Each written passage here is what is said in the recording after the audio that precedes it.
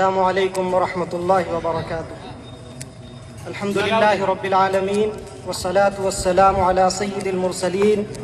نبینا محمد وعلی آلہ وصحبہ اجمعین وبعد۔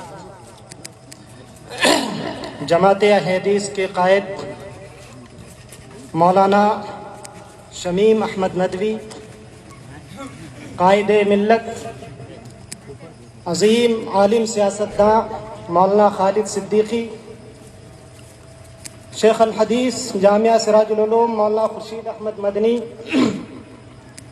رئیس مرکز البینہ الاسلامی حافظ منظور احمد مدنی، اور علامہ عزیر شمس رحمہ اللہ کے برادر محترم مولانا عمیر شمس حفظہ اللہ، اہل علم اور جملہ سامعین اعظام، سب سے پہلے میں مرکز البینہ کے ذمہ داروں کا شکریہ ادا کرنا چاہوں گا کہ جن کی محنتوں کی وجہ سے یہ عظیم عالمی سیمینار کا انعقاد عمل میں آیا۔ ایک ایسی شخصیت پر جن کا اس علاقے سے ایک بے پناہ تعلق رہا ہے، آپ نے ان چیزوں کو جان لیا ہے کہ کس طرح علامہ عزیر شمس رحمہ اللہ کے والد اور ان کے چچا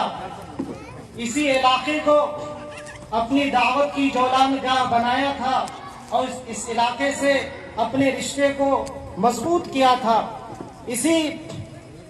تعلق کو خراج عقیدت پیش کرنے کے لیے اور ان کی زندگی کے گوشوں کو اجاگر کرنے کے لیے جو یہ سیمینار کا انعقاد عمل میں آیا ہے، اس عظیم کامیابی پر مرکز البینہ کے ذمہ داران یقیناً مبارکبادی کے مستحق ہے، اس لحاظ سے بھی کہ یہ میرے علم کے مطابق آف لائن جو علامہ پر سیمینار کا انعقاد عمل میں آیا ہے، یہ سب سے پہلا سیمینار ہوگا شاید کہ، اور ان کے تعلق سے ان کی حیات و خدمات پر سب سے پہلا مجلہ شائع ہوگا۔ اس اعتبار سے دوہرے شکریہ کے مستحق ہے۔ میں تو اس قابل نہیں تھا کہ اس عظیم سیمینار میں اپنی موجودگی کو درج کرواتا، آپ اہل علم کے سامنے کھڑا ہو پاتا، لیکن ڈاکٹر اورنگزیب نائب رئیس مرکز البینہ کی عزت افزائی ہے جس کی وجہ سے میں آپ سب کے سامنے حاضر ہوا ہوں، اور یہ میرے لیے بڑی شرف کی بات ہے کہ علامہ عزیر شمس سے میری ایک خاندانی نسبت بھی ہے۔ علامہ عزیر شمس رحمہ اللہ کے تعلق سے اور جس طریقے پر ہماری پرورش ہوئی، والد محترم مولانا عبدالسمیع المدنی جس طریقے سے ان کی خدمات کو، ان کے کارنامے کو اور ان کی زندگی کو ہم لوگوں کے سامنے پیش کرتے تھے، جو ایک طالب علم کے لیے ایک آئیڈیل زندگی ہونی چاہیے، انہی چیزوں پر ہماری پرورش ہوئی اور لمبا زمانہ ان کے ساتھ ہے گزرا۔ بلکہ یہ کہیے کہ جب فیض عام مئو میں علامہ عزیر شمس رحمہ اللہ کے والد پڑھا رہے تھے، شیخ الحدیث تھے، اس وقت والد محترم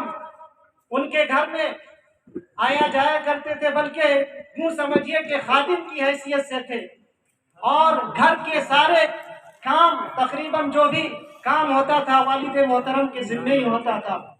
تو ان کے سامنے ان کی پرورش ہوئی، ان کے سامنے وہ پلے بڑھے، اور پھر ان کے سامنے ہی ان کی زندگی میں انہوں نے اپنی زندگی میں جو عظیم کامیابی حاصل کی، اور دنیا کے سامنے ایک ایسی شخصیت کے طور پر وہ ابھرے جس کو پوری دنیا نے تسلیم کیا۔ میرے بھائیوں، میں نے اپنے مقالے میں، بلکہ میں نے اپنے مقالے کا عنوان ہی یہ رکھا کہ میرے آئیڈیل علامہ عزیر شمس رحمہ اللہ۔ ویسے ان کی زندگی کے تعلق سے والد محترم بہت ساری چیزیں سناتے رہتے تھے، جس سے حد درجہ سمجھے کہ ان کے تعلق سے قلبی لگاؤ پیدا ہو گیا۔ اور ان کی زندگی کی داستانیں سن کر ہم اپنی طالب علمی کی زندگی میں ایک راہ لیتے تھے، روشنی لیتے تھے، اور اپنی زندگی کا سفر انہی روشنی پہ طے کرتے تھے۔ بہت ساری چیزیں جو ہے ہم لوگوں نے بچپن میں ان کے تعلق سے سنا، ان میں سے بہت چند چیزیں ہی میں نے اپنے مقالے میں جمع کیا، جو یقیناً مقالے میں موجود ہے، ان سب کو یہاں پہ ذکر نہیں کیا جا سکتا۔ دو تین باتیں میں آپ لوگوں کے سامنے پیش کروں گا، وہ یہ کہ والد محترم شروع سے اتنی زیادہ ان کی قدر کرتے تھے کہ جب بھی کوئی موقع ملتا، جب بھی کسی مجلس میں ہوتے، چاہے وہ اہل علم کی مجلس ہو، چاہے عوام کی مجلس ہو، کسی کے ساتھ جب بھی ہوتے تو علامہ کا ذکر کسی نہ کسی مناسبت سے چھیڑ دیتے، اور اس انداز سے ان کا ذکر کرتے، اور اس انداز سے ان کو پیش کرتے کہ جیسے لگتا تھا کہ ان کے دل میں کتنی زیادہ قدر اور محبت ہے، اور وہ یہ چاہتے ہیں کہ لوگ بھی اپنی اولادوں کو ان کی طرح اور ان کے نقش قدم پر اپنی اولادوں کی تربیت کریں۔ میرے سامنے بار بار یہ کہا کرتے تھے کہ علامہ عزیر شمس اس دنیا کے موجودہ دور میں سب سے بڑے محقق ہیں، اور جماعت اہل حدیث بر صغیر کے سب سے بڑے اثاثہ ہیں۔ وہ یہ کہتے تھے کہ دنیا میں جہاں بھی اسلامی لائبریریاں موجود ہیں، تمام میں تقریباً ان کا دورہ رہا ہے، اور وہ کتابوں کے اتنے کیڑے ہیں کہ کوئی کتاب جب شروع کرتے تو جب تک ختم نہیں کرتے تھے سانس نہیں لے پاتے تھے۔ اور آج ان کی حالت یہ ہے کہ ہو سکتا ہے آپ کسی لائبریری کا رخ کریں تو اس میں ایک محدود کتابوں کی ایک محدود تعداد آپ کو مل جائے، لیکن یہ شخصیت ایسی ہے کہ یہ سمجھیے کہ کئی لائبریریوں کا اجتماع ان کے اندر ہے، کئی لائبریریوں کو اپنے اندر انہوں نے سمیٹ لیا ہے۔ تو اگر کسی کو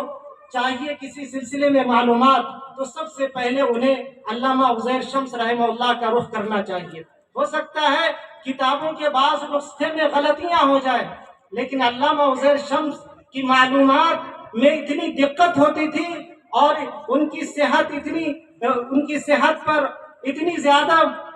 اہم ہوتی تھی کہ ان کی معلومات میں عام طور پہ کبھی غلطیاں نہیں ہوتی تھی۔ تو یہ اس طرح کی بہت ساری باتیں ہیں جن کو میں نے اپنے مقالے میں پیش کرنے کی کوشش کی ہے۔